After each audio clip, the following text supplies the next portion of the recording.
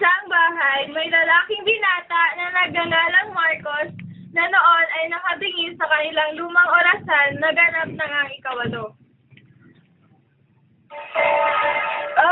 Tama na! Ayoko makalinig ang tunog ng batingaw. Maawa kayo! Tama na! Anak ko, ano bang nangyayari sa'yo? Inang, tapos na ba? Tapos na? Oo anak, tapos na. Bakit ka ba nagkakaganyan? Bakit ayaw mong marinig ang tunog ng batingaw? Inang, tama na po! Ngunit anak, ito'y nagpapagunita sa mga tao na dapat tayo magdasal para sa kaluluwang nasa kabilang buhay. At ikaw, Marcos, marami kang dapat ipagdasal. Ang iyong ama, ang kapatid mong panganay at bunso, at saka si Anita, Marcos. Ang ina, ang pagbubuyom ng damdamin. Alam kong nalulungkot ka dahil sa pagkawala ni Anita, ngunit wala man lang akong nagawa para doon. Kung anak, lumakad ka na sa kubo ni Bastian, tila may belasyon. Kailangan natin nila ng magaling na gitarista at mga awit. Si Inang naman. Bago umalis si Marcos, ay bumulong muna ito. Kung nalalaman lang ni Inang ang lahat. Habang naglalakad, ay tumingin sa ulilang bituin sa tapat ng libingan na kaluluwa daw ni Anita at sabay sabi na, Hindi ako itatabon sa kasiyahan. kinabukasan ay nag-usap silang mag-ina. Anak, sigurado akong malaki ang ating kapalaran, sapagkat maganda naman ang lagay ng ating palayan. Oo, inay, natutuwa rin ako tungkol doon. Sa pag-uusap nilang iyon, ay may biglang kumatok sa pinto. Sino kaya iyan?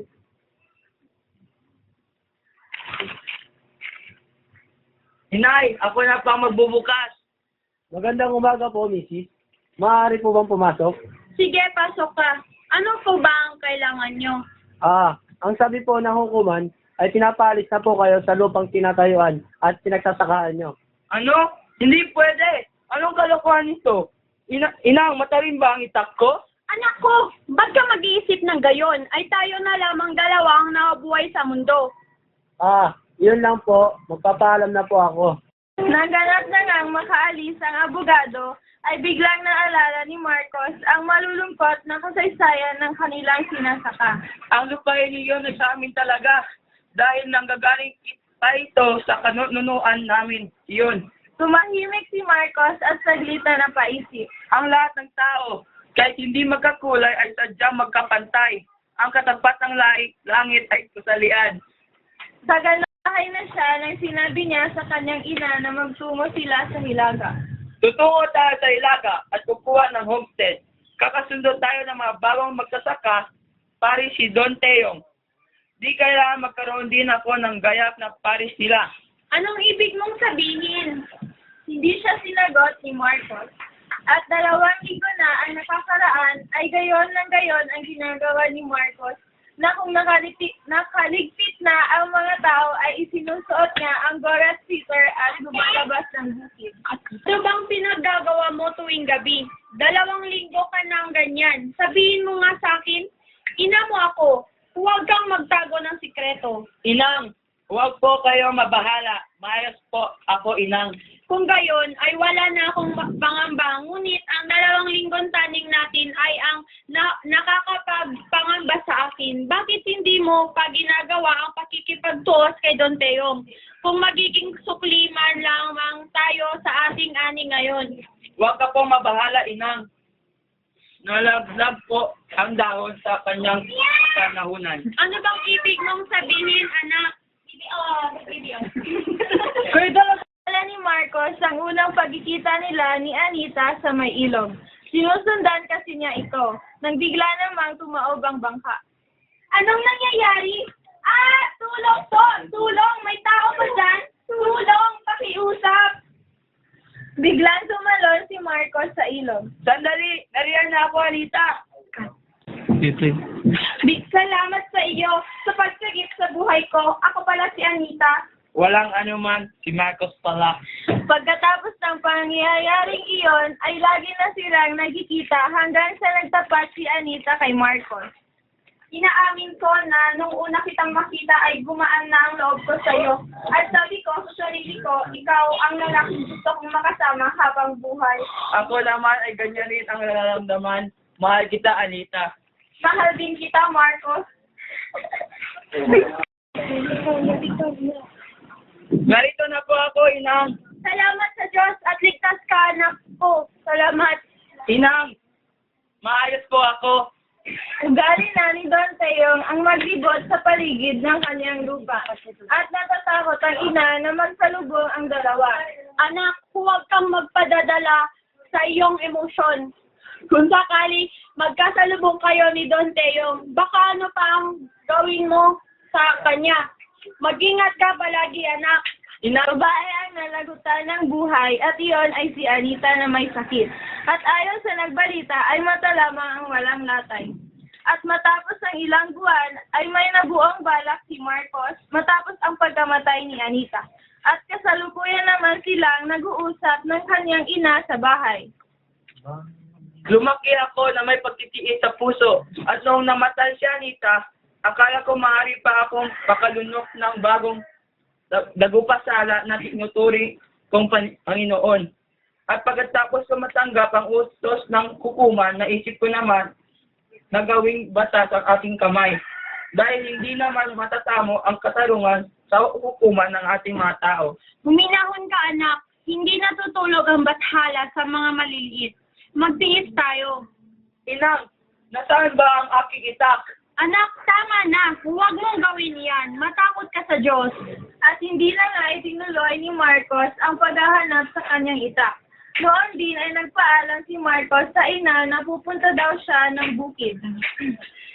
Inang, pupunta po akong bukid ngayon. Bakit, anak? Itingnan ko lang po ang aking bukirin. O sige, anak, mag-ingat ka. Opo, kayo rin po, Ina. 30 araw ang taning ng mag-ina upang lisanin ang lupang kinaroroonan. Marcos, 30 araw na lang ang nalalabing araw natin dito. Nag-aalala ako sa ating dalawa. Ako man, Inang, ay gayon din. Ngunit huwag kayong mag-alala at mabahala. Lahat may solusyon. Ang mga taong iyon ay walang awa. Sabay kagat ng labi at kuyom ng kamay. Magtatakip silim na nang marinig nila ang malungkot na agonyas ng simbahan.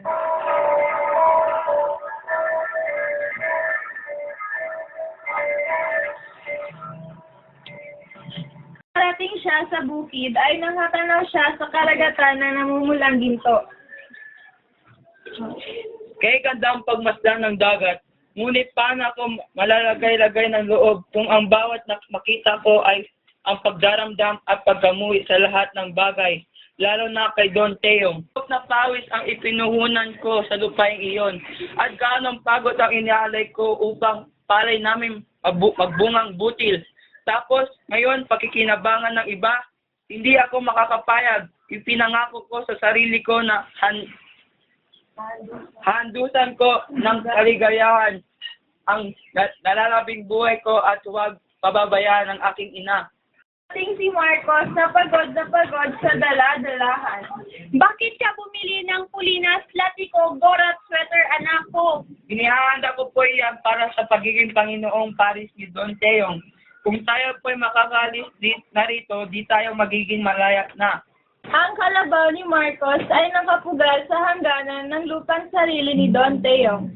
Gabi noon, nang pinuntahan ni Marcos ang kalabaw, suot-suot ang kanyang binili noong isang araw. Siya! Siya! Siya!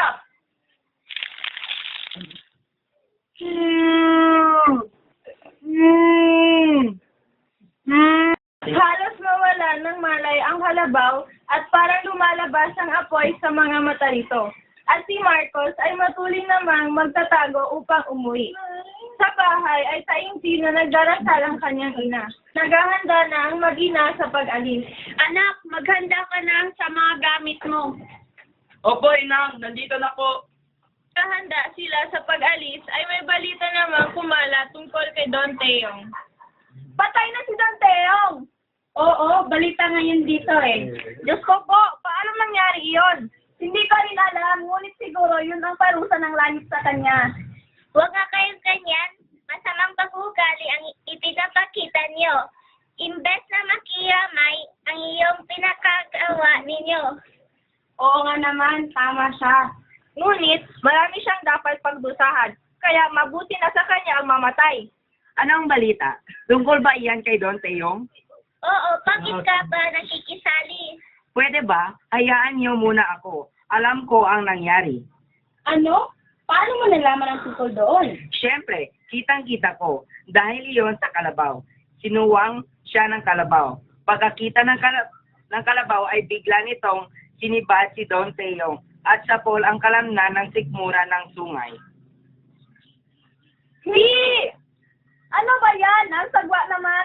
Tapos, di pa nakontento, tumilapon sa itaas at sinalo naman ng kabilang sungay. Lasog-lasog ang katawan ni Don Teong. Nagpatuloy sa pagkikismisa ng 5 tao. Kay Marcos daw yung kalabaw. Oo, kanya nga. Ngunit paano ang poos ni Marcos ay napunta sa kalabaw? Yan ang hindi natin alam. Habang nagkukwentuhan ng 5 tao, ay kumilos na ang may kapangyarihan upang magsiyasat. Ano?